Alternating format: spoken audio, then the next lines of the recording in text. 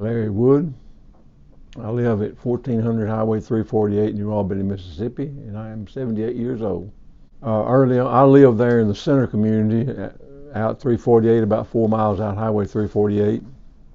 Growing up, I grew up on a farm, and all my life I went to Center Elementary School and Center High School until I got into finished the 11th grade. Then the Center and Jericho were consolidated into East Union, and then I transferred to East Union and spent my senior year there.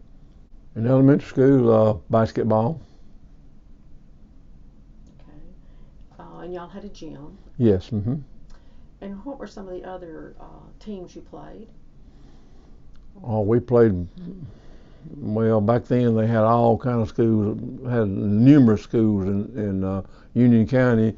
We played Jericho naturally, and we played Ingomar, and we played Myrtle, and we played. I had a school at Pinedale, and we played them, and we played Tipper Union. They had a school up at Tipper Union that time, which was right over on the Tipper County line. We played them, and I can't remember any of the rest of them, but that's basically the ones we played. So when you were in elementary and junior high, y'all had peewees. Yeah, Right? junior high tournaments, yes. Mm-hmm.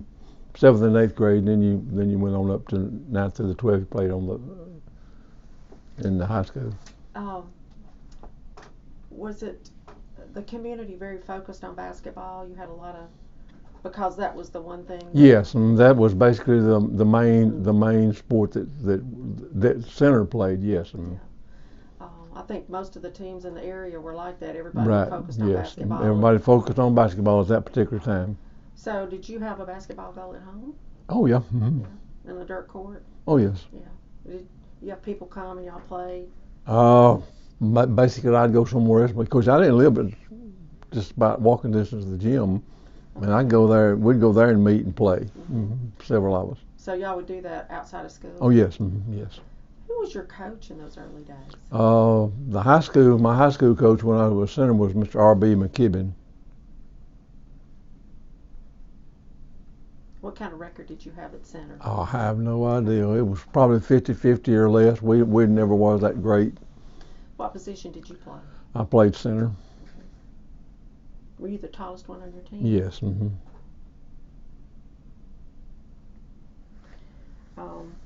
Your basketball suits, were they passed down from year to year? Yes. Mm-hmm. What color were they? At center they were purple and gold. Okay. Did y'all have a mascot? The Eagles. Center Eagles? Mm-hmm. Yeah.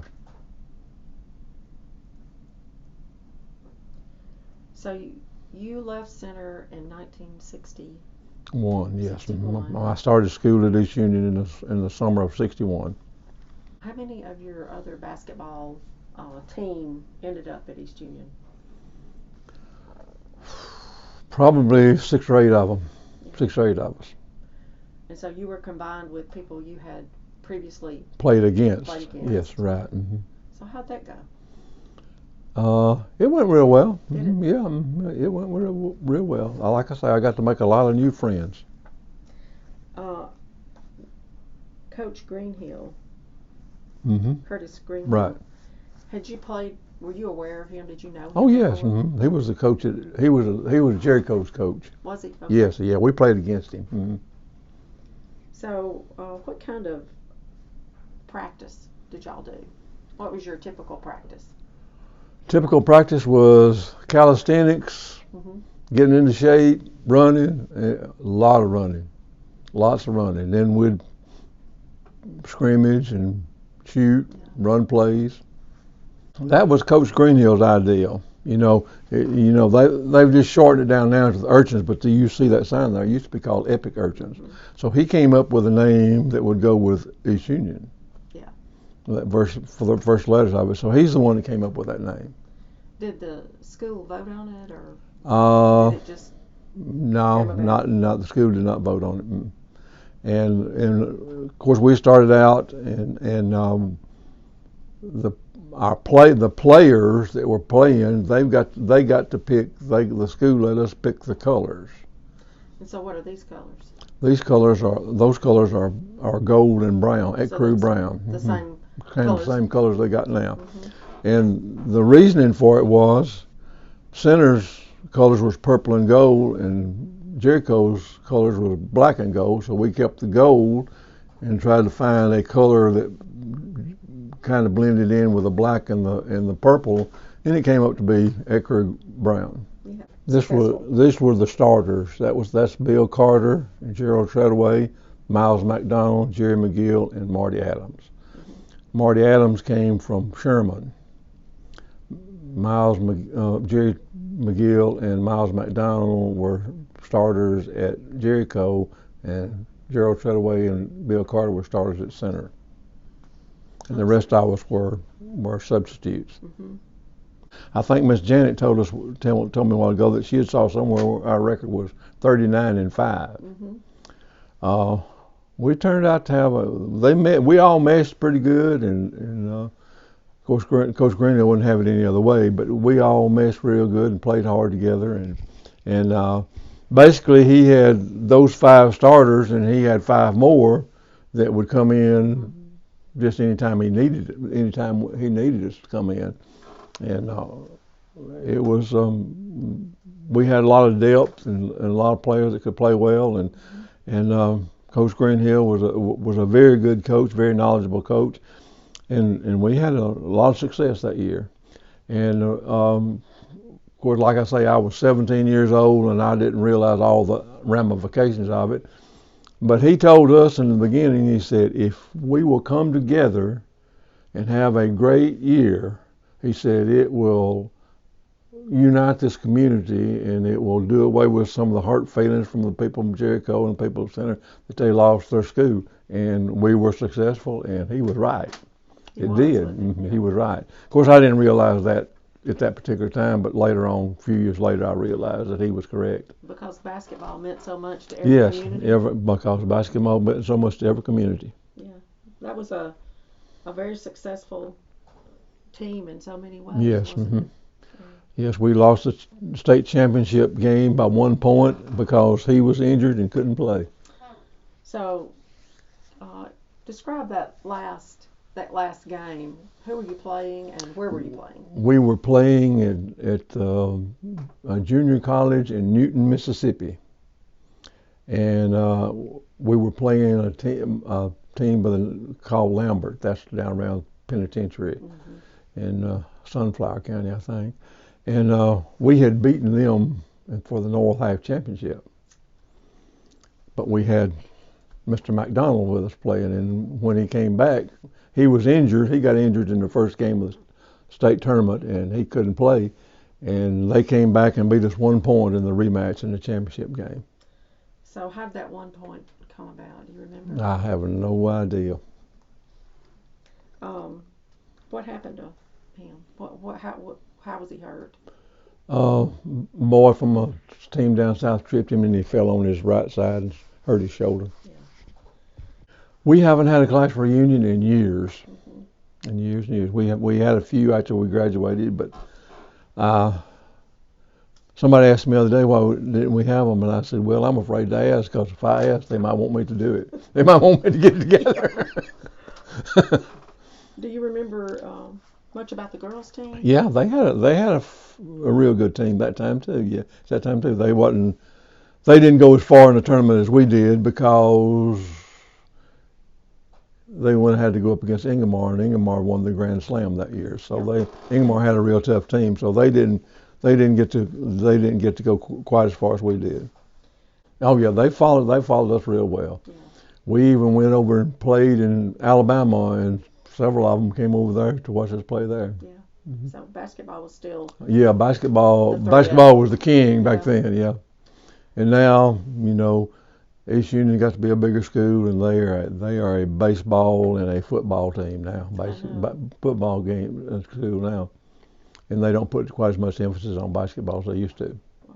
I had never ridden a bus to school in my life till I was a senior, because I always walked. Right. It wasn't half a mile, so I walked to school. So you still live generally where you grew I up? still live generally in about 500 yards of where I grew up. There's two old buildings that people live in. They've converted them to houses. There is the elementary school. What used to be the elementary school has been converted to a home, and then there was the home economics building and the agriculture building, which was one building. Half was economics and half was agriculture. It's been converted over to a house.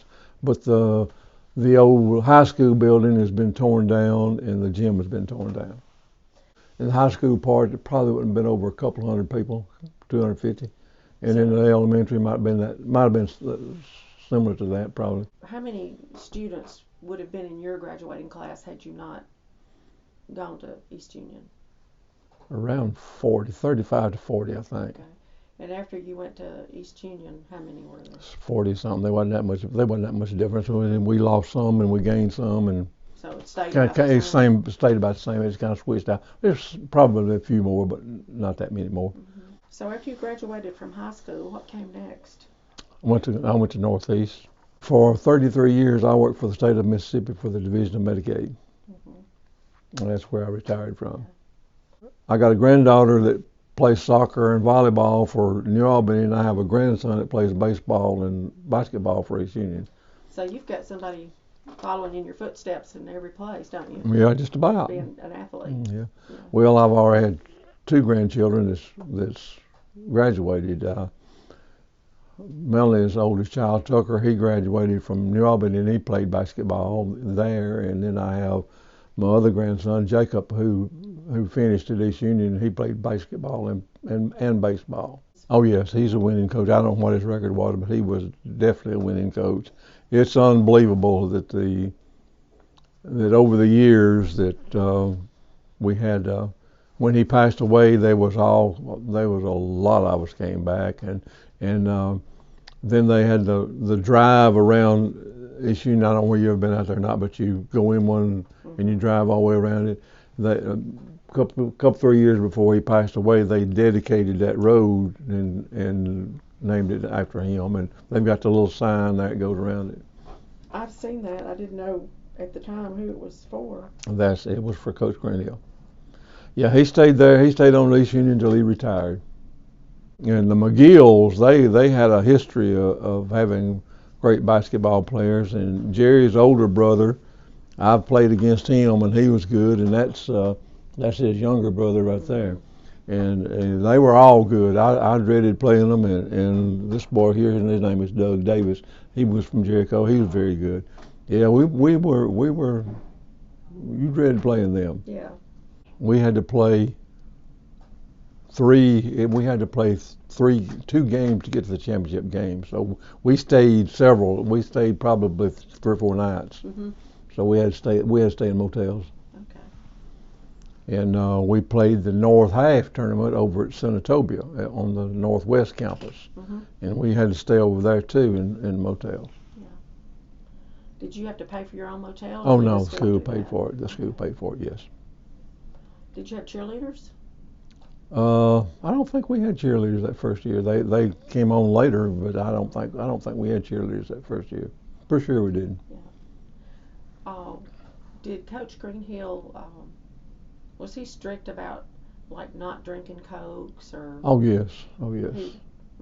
He cared about that aspect. Mm-hmm. Oh yeah. Mm-hmm. He cared about that aspect and didn't like you to smoke, and of course I didn't smoke anyway, but didn't like him to smoke and didn't like him to drink drinks, and I won't call her name, but I'll tell you one time he caught one of the girls. He was the girls' coach too. He caught one of the girls drinking a drink, and the girls practiced first, and then we practiced. And while we was practicing, she was running her laps around the gym as punishment for drinking a soft drink.